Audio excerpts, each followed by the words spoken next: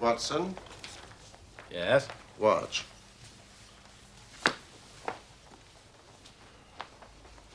The chemical reaction you are about to witness will solve the mystery concerning the persecution of Mr. John Vincent Harding. Excellent. The tobacco millionaire. Shall I take notes? No, I will dictate in the fullness of time.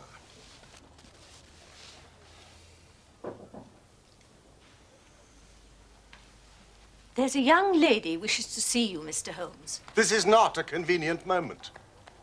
She's very well spoken, a genuine lady, No doubt. and persistent, too.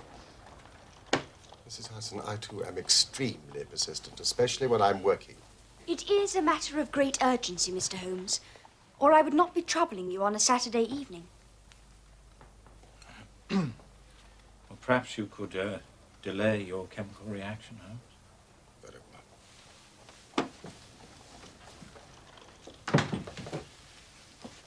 well. Do sit down. Miss, Violet Smith. Dr. Watson. Thank you, Mrs. Hudson. A genuine lady, I told you. Oh, please. Thank you. I'll be quite happy here. Very well. Miss Smith, you must tell us your matter of great urgency. It is obviously not your health. So ardent a bicyclist must be full of energy. Yes, I bicycle a good deal. Slight roughening on the side of the soles caused by the friction of the pedals. Excellent, Watson. The marks on your shoes. Yes. Even if I have to travel a long way, I take my bicycle on the train with me, as I did today. You will excuse me, but it is my business. Yes, I nearly fell into the error of supposing you earned a living by typewriting, but of course it is obviously music. You will observe, Watson, a spatulate finger ends, which is common to both professions. There is a spirituality about the face, however, which the typewriter does not generate. This lady is a musician. Yes, Mr. Holmes, I teach music. In the country, I presume, from your complexion. Near Farnham, on the borders of Surrey. But please, let me explain why I am here.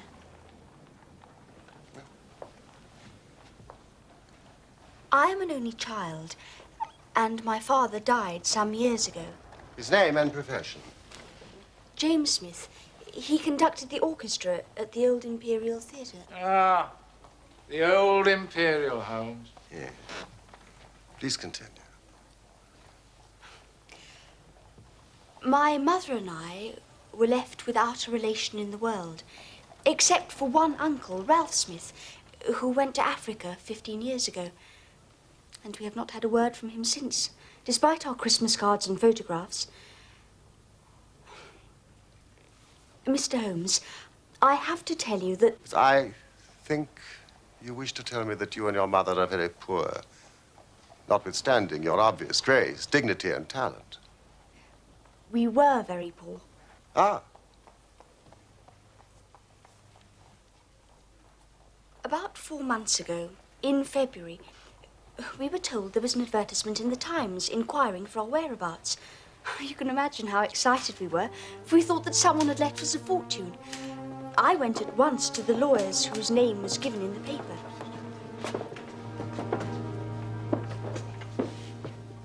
Now, this is Miss Violet Smith. The solicitor introduced me to 2 men, a Mr. Carruthers and a Mr. Woodley. They were on a visit from South Africa.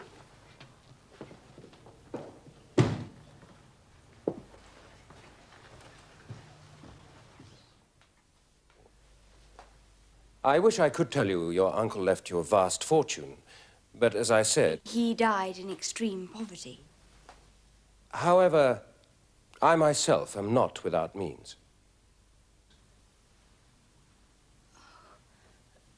My mother and I never sought charity. No, nor do I offer it. Please. I have a question to ask of you. Your Uncle Ralph said you were very musical. Do you teach music? Yes. Miss Smith, I am now a widower with a 10-year-old daughter. Young Sarah. She needs a music teacher. So you see, I do not offer charity.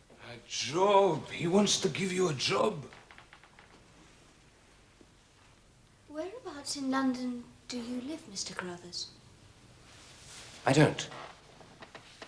I live about 6 miles from Farnham, in Surrey, at Chiltern Grange. I couldn't possibly leave my mother on her own. I will pay you £100 a year.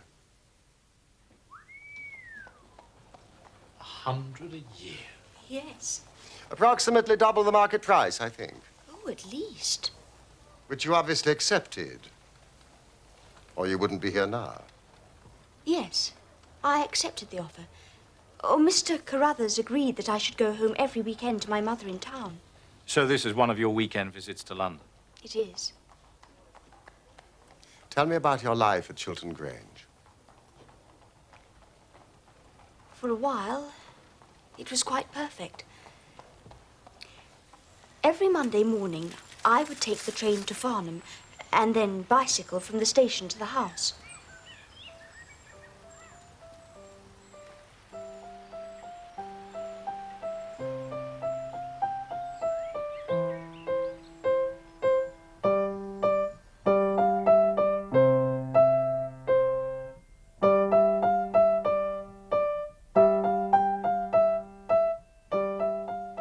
The little girl's name was Sarah, and she was delightful, as well as being a very good pupil.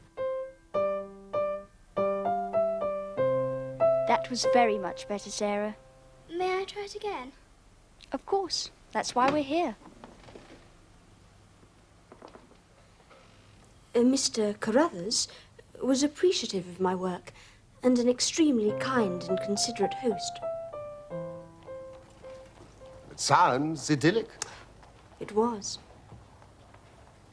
What happened to spoil it? A visitor. Mr. Woodley. However did you guess, Mr. Holmes? Miss Smith. I never guess. Tell me about his visit. He arrived and was to stay for a week. But to me it seemed like 3 months.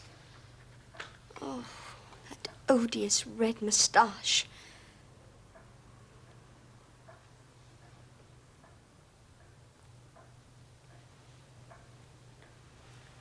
One evening, after dinner, Mr. Carruthers had to leave us for a minute to see somebody at the door. A gentleman to see you, sir.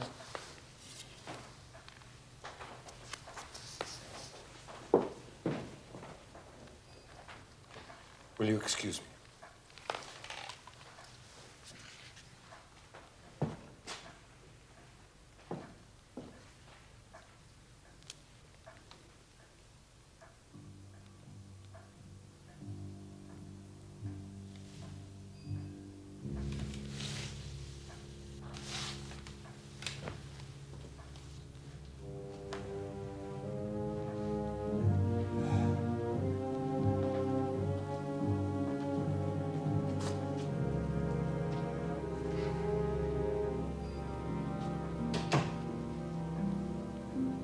That's better.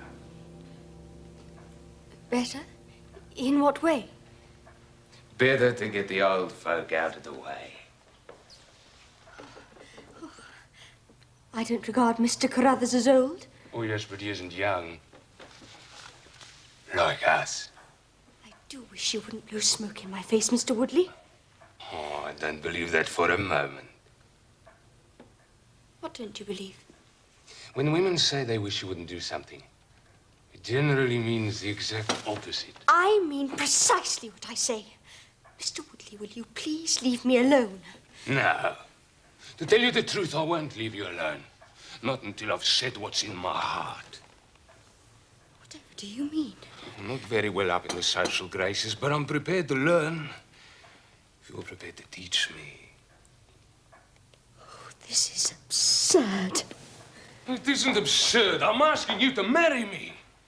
I mean it. It's from the heart. Money isn't a problem. I did very well out in South Africa. Whatever you're accustomed to, I can give you better. Better than you're accustomed to. Jewelry, diamonds. You want diamonds? Oh, I can give you diamonds. I don't want diamonds. Oh, you think about it. I won't rush you. I've thought about it. And the idea is ludicrous. Well, you can't blame me for trying. You're very beautiful. Listen, just to show that I know hard feelings. What about a little kiss to be going on with, Just a peck on the cheek. Mr. Woodley, will you please stop it? Oh, I told you before about women who say stop it. No! The more they struggle, the more fun it is. Mr. Carruthers, will you stop it?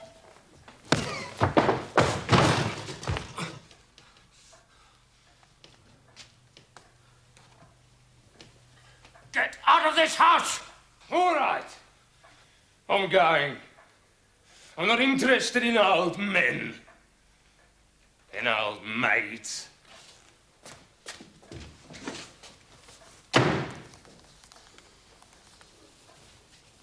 I can only offer you my most sincere apologies for what has happened.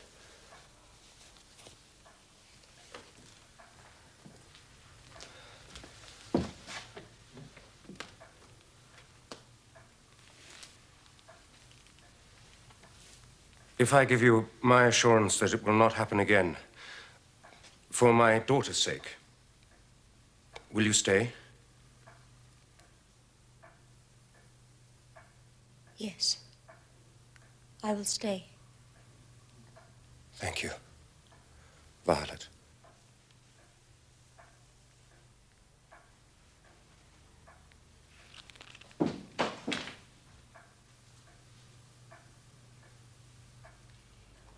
Mr. Woodley left the house, and I have not seen him since. The blackguard.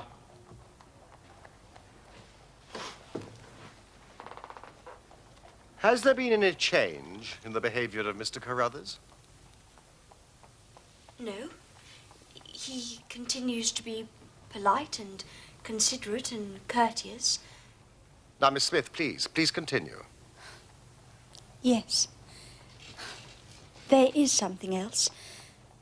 Oh, it may be a mere fancy of mine, but it seems to me that Mr. Carruthers shows a great deal of interest in me. Oh, he has never said anything. He is a perfect gentleman. But a girl always knows. So I believe. And I assume that these feelings that you sense from Mr. Carruthers are not reciprocated? He is a kind and generous employer, but I am already engaged. Oh, the name of this very fortunate young man is? Cyril Morton. He's an electrical engineer with the Midland Electric Company in Coventry. We're to be married at the end of the summer. We wish you joy. Thank you. Yet I am puzzled as to why you have chosen to consult me. It is an intriguing story, to be sure. But I sense you are frightened and do not understand why. You seem well capable of protecting yourself. Please. Help me, Mr. Holmes. What is it? I am being followed. Followed? By whom? A cyclist. Every Saturday morning, I bicycle from the house to Farnham Station to catch the 12:22 to town. There is one very quiet and lonely stretch of road that lies between Charlington Heath on the one hand and the woods of Charlington Hall on the other. 2 weeks ago today, I was passing this place when I chanced to look back and saw a man, also on a bicycle. The following Monday, when I returned, he was there again. I see. And again last Saturday.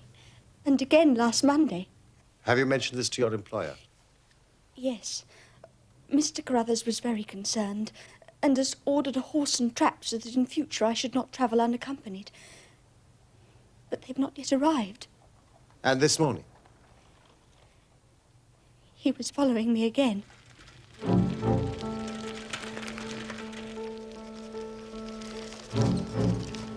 I slowed down, but he did the same. Then I stopped completely, but he did the same. So, I laid a trap for him.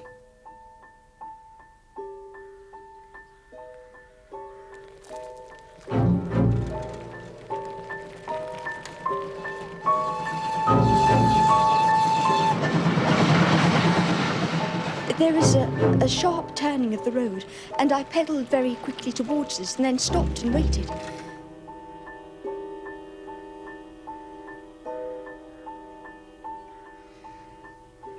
But he seemed to disappear into thin air. Can you describe this man? I realize that you've only seen him from a distance. Yes. He wears a dark suit, dark spectacles, and he has a beard. Young? Old? He's about middle-aged. Now, let me see if I have the geography correct. Here is the road, with a sharp bend in it here. On this side, Charlington Heath, and on the other, the woods of Charlington Hall. How long did you wait for him here around the bend? Oh, no more than 2 minutes. So he could not have retreated back down the road. Are there any side roads? None along this stretch. Could he have taken a footpath across the heath? Oh, the heath is totally flat and bleak. I think I would have noticed him. So, by a process of exclusion, we arrive at the fact that he made his way towards Charlington Hall. Now, how does Mr. Carruthers make his living? Oh, he's a rich man. But no carriages or horses. Well, at least he's fairly well off. Or he goes into the city 2 or 3 times a week. And he sometimes refers to his gold chairs. Yes, I see. You must let me know immediately that there are any fresh developments. I am extremely busy just now, but I will find time to make inquiries into your case. Thank you, Mr. Holmes. In the meantime, take no step without letting me know.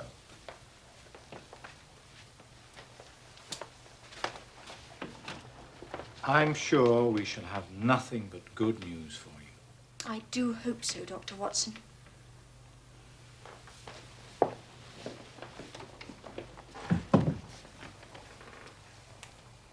Very lovely girl. Yeah. And it is part of the settled order of nature that such a girl should have followers, but for choice, not on bicycles in lonely country roads. You really think she may be in some danger, Holmes? Oh, yes. On the following Monday, Holmes found that he had business which detained him in London. So he dispatched me on the early train to Farnham that I might observe Miss Smith's passage past Charlington Hall. The setting was just as she had described, heavily wooded on the side bordering the hall and utterly exposed on the other. I selected the only available cover and waited.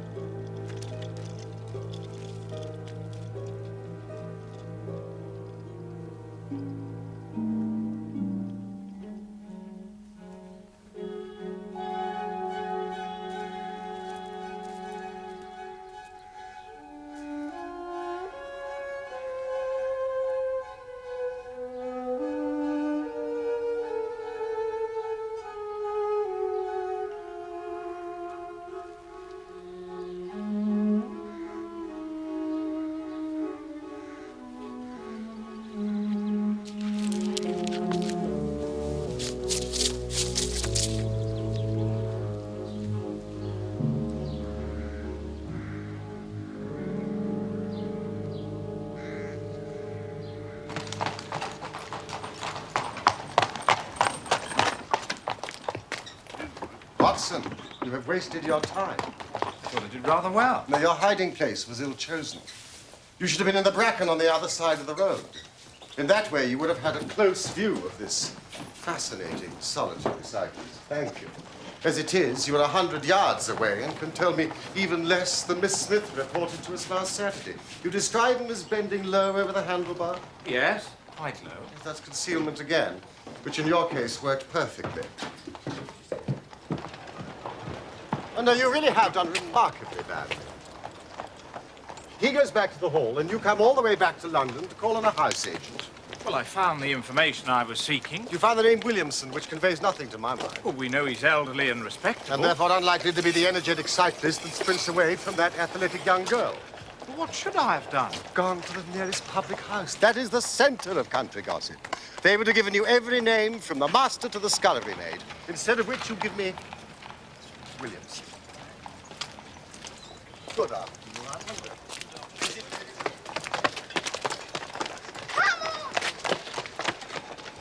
So, what have we gained by your expedition? The fact that the girl's story is true. I never doubted that. That there is a connection between the cyclist and the Hall. I never doubted that either. That the Hall is tenanted by a man called Williamson. Who is the better for that? I shall go back tomorrow and visit the public house. No, my dear sir, do not commit yourself to rashness because you are temporarily depressed. We can do nothing useful until Saturday. Did I really do remarkably badly? Yes.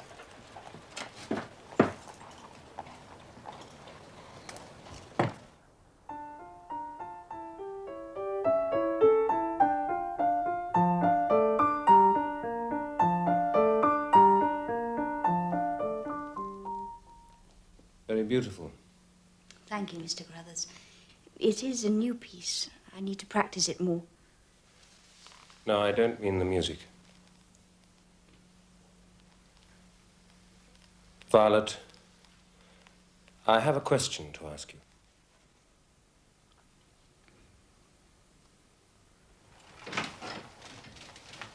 Morning, Holmes. A letter from Miss Violet Smith. Now, Carruthers has proposed marriage to her. Carruthers? Gentlemen are permitted to propose marriage, Watson. And of course, he wouldn't know about Cyril. You going to Farnham?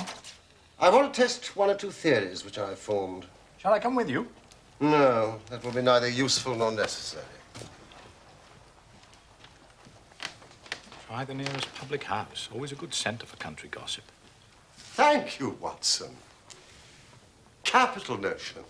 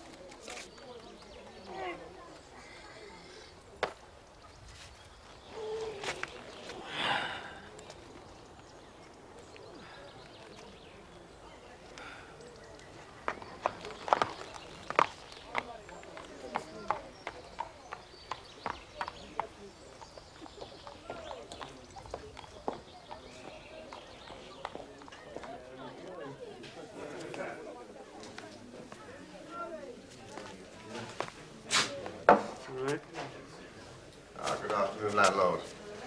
May I have half a pint of your local ale, please?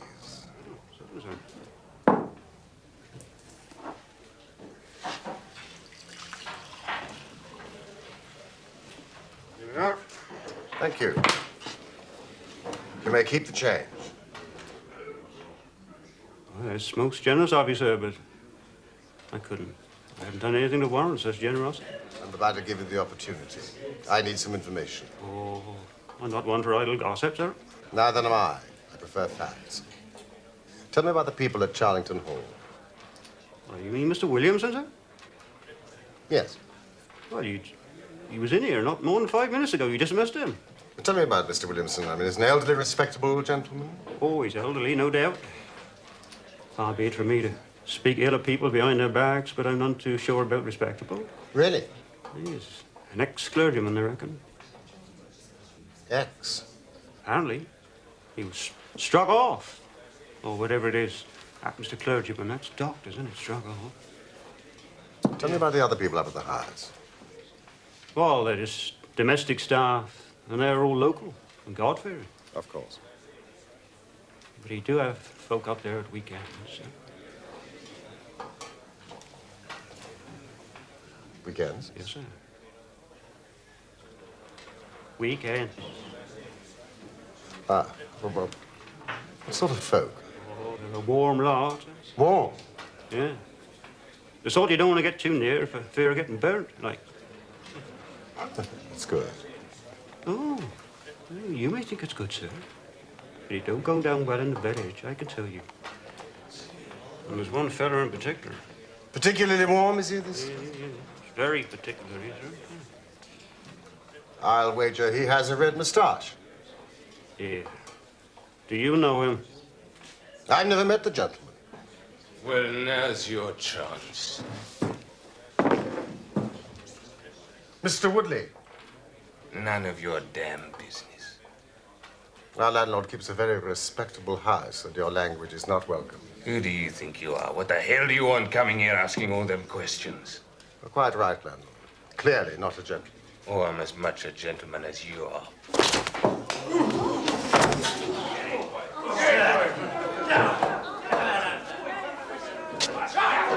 Everybody here will bear witness to the fact that I am acting in self-defense.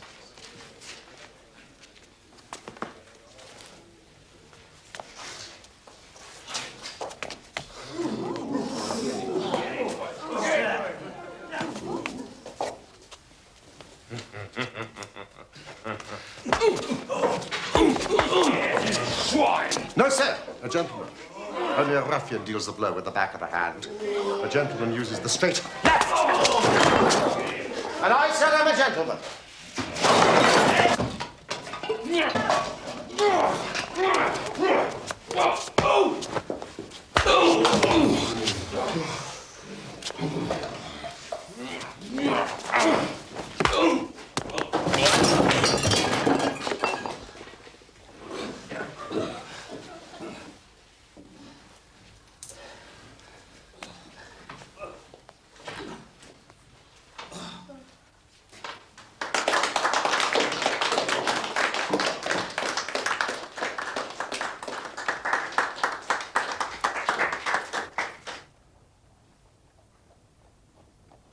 It was absolutely delicious, Watson. So I see. A straight left against a slogging ruffian. I emerged, as you see me. And the slogging ruffian? Mr. Woodley was taken home in a cart.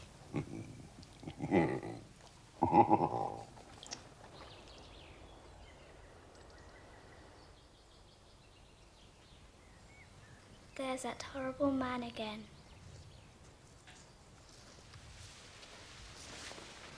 Which man?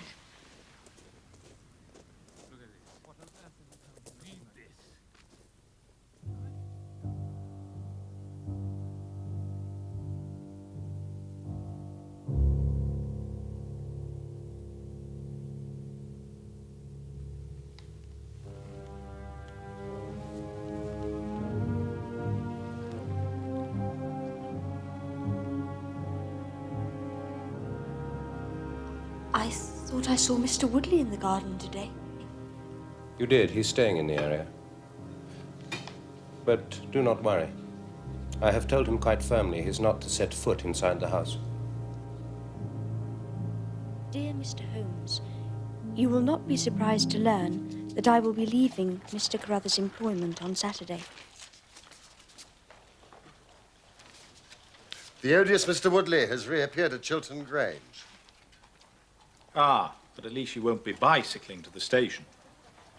So finally, the rich Mr. Carruthers has acquired a horse and trap. Yes. Look here. All my troubles will be over on Saturday. Tomorrow, Holmes. All our troubles will be over. Why do I worry about that word? Which word? Trap.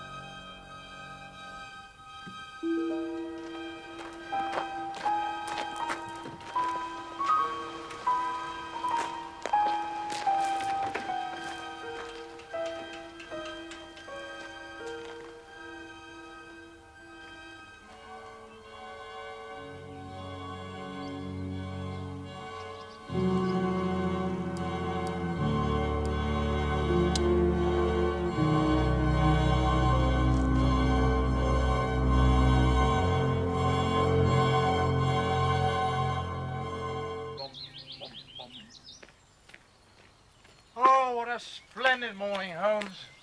Acceptable weather for the time of year. Now, who would want to harm that dear girl on such a morning? I hope nobody. So why did you bring your revolver? I'm talking about my hope, not my expectation. Listen. What? I fancy that is our Miss Smith. She must be traveling by an earlier train. I've given a margin of half an hour, but she'll be past Charlington Hall before we can possibly meet her. So what can we do? We could run.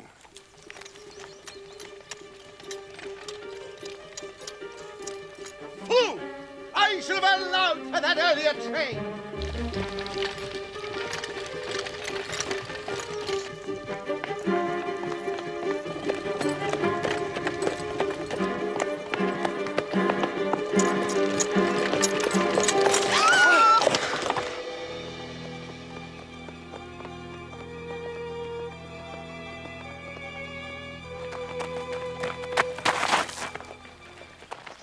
It's abduction. Watson, it's abduction, murder, heaven knows what. Stop that horse.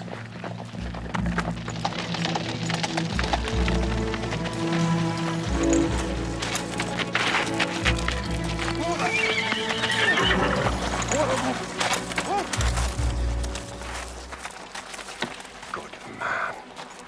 Come on, Watson. Let's see if I can repair the consequences of my own blunder.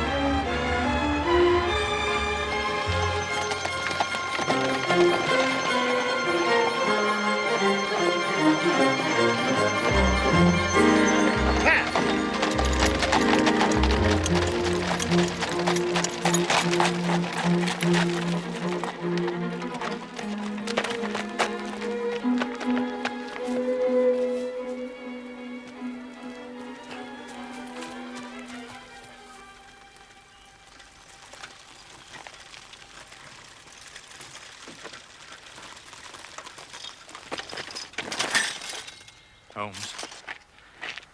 Where did you get that cart? Where is Miss Violet Smith? That's what I'm asking you. You were in her cart. It was on the road. There was no one in it. Somebody seems to have gone through this way.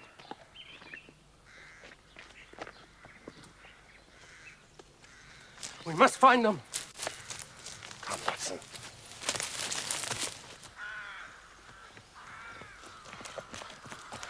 Look! Do you know who this is? That's Peter, the groom. He was taking her to the station. He's alive.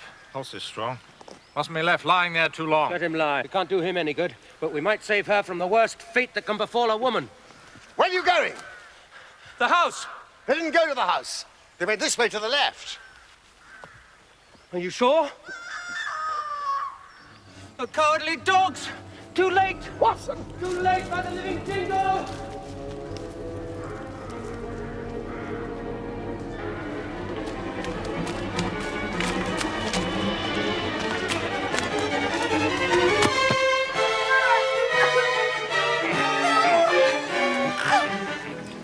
For as much as John and Violet have consented together in holy wedlock, and have witnessed the same before God and this company,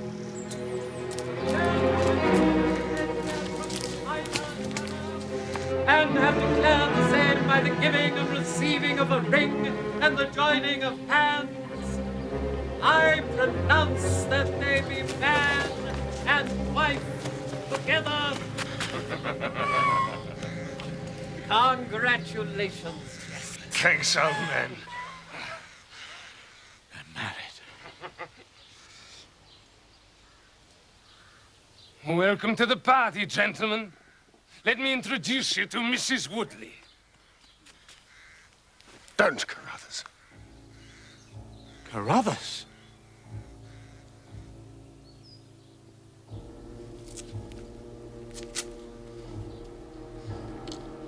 Yes. And I'll see this woman righted if I have to swing for it. You're too late. She's my wife. No. She's your widow. I told you what I'd do if you molested her! By the Lord, I'm a man of my word! When you hired me, nobody told me there'd be any of this damn nonsense. Drop that pistol. Watson, pick it up. Give me that revolver. We'll have no more violence. Who are you to be giving these orders? Sherlock Holmes. Good Lord. Here, you. Sir? Are you well enough to drive into Farnham? Yes, sir. I reckon I am. Then give this note to the superintendent of the police station. In the meantime, I must detain you all under my own personal custody.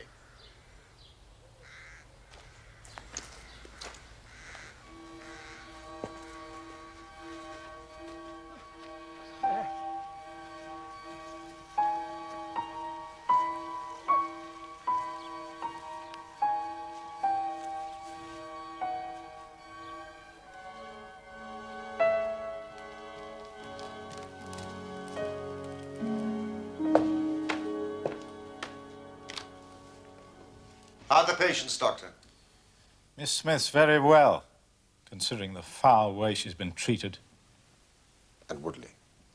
Alas, I have no doubt he will live. What? I'll go upstairs and finish him off. Now sit down in that chair, Carruthers. You're right. He isn't worth swinging for. But you told me that girl is to be tied to Roaring Jack Woodley for life? You needn't concern yourself about that. I married them till death do them part. Under no circumstances can she be considered his wife. Are you sure? For two very good reasons. In the first place, we're very safe in questioning Mr. Williamson's right to solemnize the marriage. I have been ordained. And unfrocked. Once a clergyman, always a clergyman. I think not. How about the license? Oh, we had a license. I have it here. Undoubtedly obtained by a trick. But in any case, a forced marriage is no marriage. Indeed, it is a very serious felony, as you will discover. Now, while we are waiting for the police, Mr. Carruthers, you might tell me your story. If you squeal on us, Bob Carruthers, I'll serve you as you served Jack Woodley! There's no need for you to get overexcited. The case is clear enough. Well, if it's clear enough, why don't you tell us? Very well. Mr. Carruthers will have to fill in a few details for my private curiosity, but I am happy to do the talking. In the first place, the three of you came across from South Africa. Wrong. I've never even been in South Africa. It's true. Woodley acquired this creature after our return. Very well. You and Woodley had known Ralph Smith in South Africa. You had reason to believe that he would not live long. And you found out that his niece, would inherit his fortune. How's that? But you told the girl her uncle died in poverty. Whereas he was still alive, admittedly only just. And a wealthy man, who I suspect had made no will. Ralph Smith could neither read nor write. So, you and Woodley came over here and hunted up the girl, knowing she was the next of kin, and that you would share the plunder.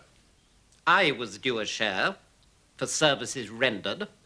And Carruthers, you made the mistake of falling in love with her. The first time that ever I knew what love was, Mr. Holmes. Why didn't you tell her of the danger she was in? Because she would have left me. And I couldn't bear to face that. Oh, what will happen to my daughter, Sarah? We'll see she's well taken care of.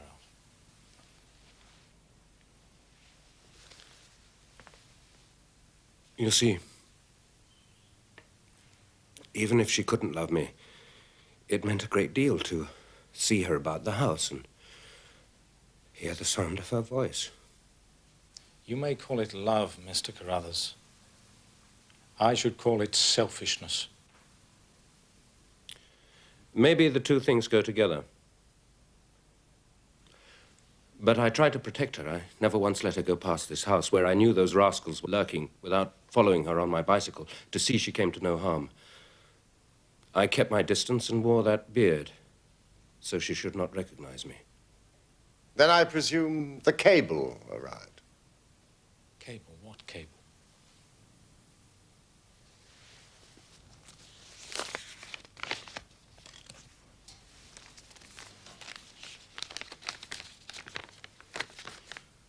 The old man is dead. What old man? I imagine Ralph Smith in South Africa. Yes. But by this time, you and Woodley had quarreled and he had left the house. Woodley came back again to ask me to stick to the bargain. I refused. I said I would have nothing to do with violence. One last detail.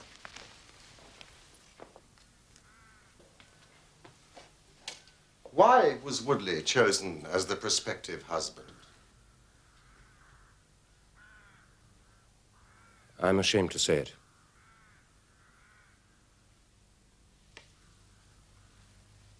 We played cards for her.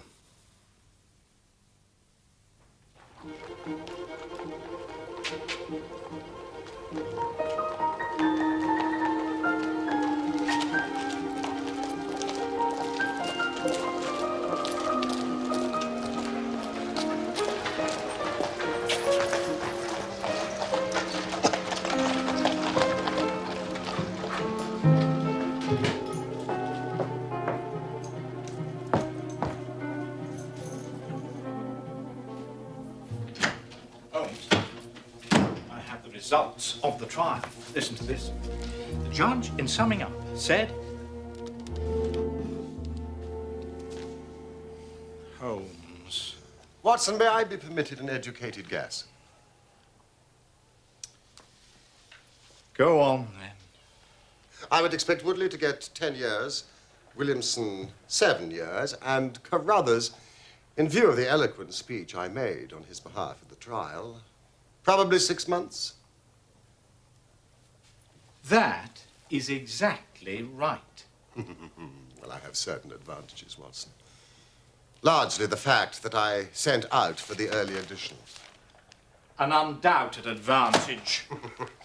Also, we have received a present, some wedding cake from Mr. and Mrs. Cyril Morton, together with a letter telling us that Mrs. Morton has inherited a large sum of money from her uncle, Ralph Smith, formerly of South Africa.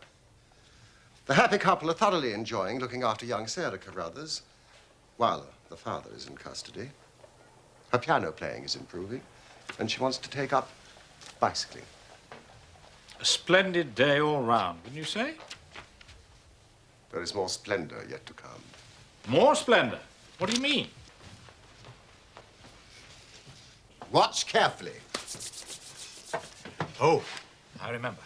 The chemical reaction that will solve the mystery concerning the persecution of Mr. John Vincent Harden. Precisely. I've spent the entire week in the Imperial Science Museum, and I think this is the answer.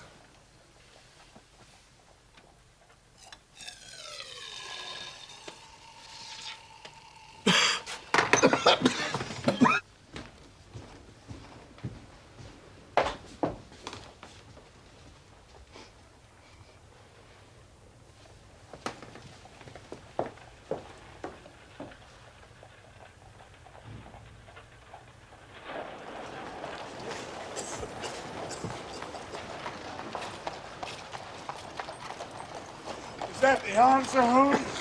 Yes, that is the answer, boss. Oh, the lift's late.